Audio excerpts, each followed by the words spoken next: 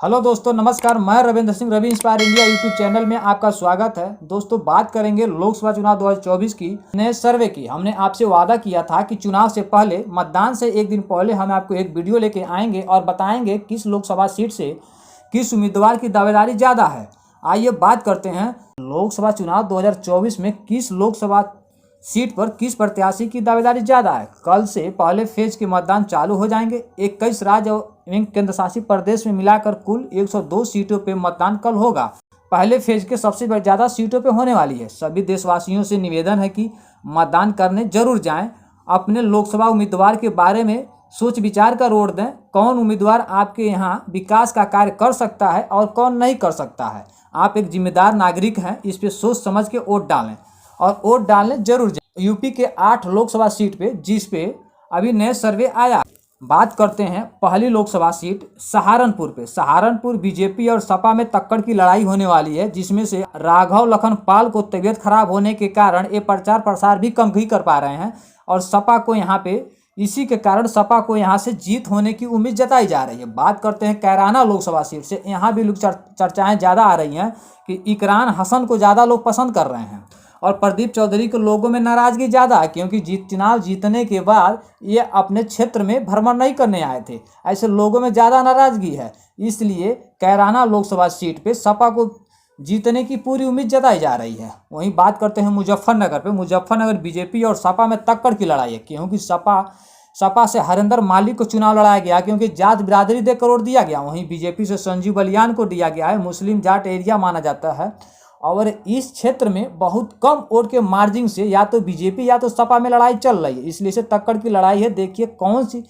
Party यहाँ से जीत रही है, इस पर निश्चित करना बड़ा मुश्किल हो रहा है। बात करते हैं नगीना लोकसभा सीट की। नगीना लोकसभा सीट अगर चंद्रशेखर आजाद इंडिया गठबंधन से मिलकर चुनाव लड़े होते तो यहाँ इनका जीत पक्का था, लेकिन इन्होंने अपना अलग पार्टी बनाकर यहाँ से अपने सिंबल पे चुनाव लड़ रहे हैं, जिससे अगर बीएसपी के खाते में वोट गया तो इनका दलित वोट थोड़ा सा विचलित होंगे तो ये चुनाव हार जाएंगे, जिस कारण बीजेपी को सीधा सीधा फायदा देखने को मिल रहा है। बात करते हैं मुरादाबाद लोकसभा सीट की। मुरादाबाद लोकसभा सीट की सपा प्रत्याशी रुचि बीरा बहुत लेट से इनके नाम घोषित होने के कारण इन्हें प्रचार प्रसार करने में बड़ी कम समय मिला था, जिस कारण यहाँ बीजेपी होने की बहुत ज़्यादा उम्मीद दिखाई दे रही है। बात करते हैं पीलीभीत की। पीलीभीत से बीजेपी को यहाँ से जीतने की पूरी उम्मीद जताई जा रही है, जिसे जीतन प्रसाद यहाँ से बीजेपी के उम्मीदवार हैं। वहीं सपा से भगवंत शरण गंगवार हैं, जिस कारण ये बीजेपी का गढ़ माना जाता है और पीलीभीत खाते में जाते हुए दिखाई दे रहा है। बात करते हैं बिजनौर को। बिजनौर में फिर टक्कर की लड़ाई देखने को मिला।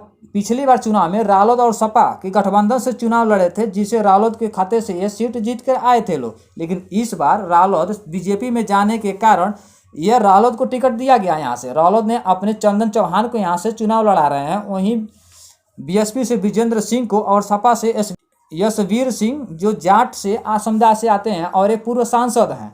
यहाँ भी हम टक्कर की लड़ाई है। यहाँ पे देखना बड़ा दिलचस्पी होगी कि यहाँ के चुनाव में बहुत कम वोट की मार्जिन से चुनाव या तो सपा इंडिया गठबंधन या तो बीजेपी, ये दोनों में देखने को मिलेगी। बात करते हैं रामपुर ये आजम खान का क्षेत्र माना जाता है, जिस कारण यहाँ से बीएसपी ने एक युवा जिसान खां को उतार दिया है, जिस कारण से यहाँ पे वोट बंटने की बहुत ज़्यादा संभावना है।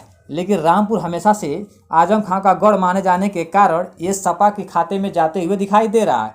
वहीं बात करते हैं गाजीपुर लोकसभा सीट की। गाजीपुर लोकसभा सीट में अफजल अंसारी जो मुख्तार अंसारी के भाई हैं, ये इनका बहुल क्षेत्र माना जाता है, इसलिए ये सपा के सिंबल पे ये चुनाव लड़ रहे हैं और यहाँ से जीत भी रहे हैं। बात करते हैं अंबेडकर नगर लोकसभा क्षेत्र की। यहाँ लालजी वर्मा ने सपा से चुनाव लड़ रहे हैं, जो टीवी 9 भी दिखाया है कि ये यहाँ से सपा जीत रही है। बात करते हैं मछलीगढ़ लोकसभा सीट की। यहाँ से भी सपा को जीतने की पूरी उम्मीद जताई जा रही है। वहीं बात करते हैं रायबरेली को। रायबरेली कांग्रेस का गढ़ माना जाता है, जिसलिए यहाँ कांग्रेस के सर्वे में कांग्रेस का नाम आगे आ रहा है और कांग्रेस के खाते में सीधे सीधे जा रही है। सबसे दिलचस्प देखने की बात आ रही है घोसी लोकसभा सीट की। वहाँ से अरविंद राजभर जो ओम प्रकाश राजभर के लड़के हैं, ये चुनाव लड़ रहे हैं, लेकिन लोगों में इनके प्रति ज़्यादा गुस्सा है, जिससे एक वीडियो में देखने को मिला था कि ये एक फुटेज में घुटनों के बल लेटकर माफ़ी मांग रहे थे। फिर भी लोगों के अंदर इनके प्रति गुस्सा है और यह सीट सीधे सीधे सपा को फायदा हुआ देखा जा रहा है। बात करते हैं आजमगढ़ से धर्मेंद्र यादव और दिनेश लाल यादव उर्फ निरहुआ, ये दोनों की टक्कर है, लेकिन यहाँ से भी ये मुलायम सिंह को गढ़ माना जाता है, जिस कारण ये सपा के खाता में जाते जाते दिख रहा है। बात करते हैं प्रतापगढ़ लोकसभा सीट की, यह सपा का गढ़ ये भी माना जाता है। यहाँ से भी सपा को जीतने की ज़्यादा उम्मीद जताई जा रही है। बात करते हैं संत कबीर नगर की, संत कबीर नगर से बीएसपी के खाते में जाने की पूरी उम्मीद दिखाई दे रही है। संत को पाने के लिए मेरे चैनल को सब्सक्राइब करें और कमेंट में अपना राय जरूर व्यक्त करें।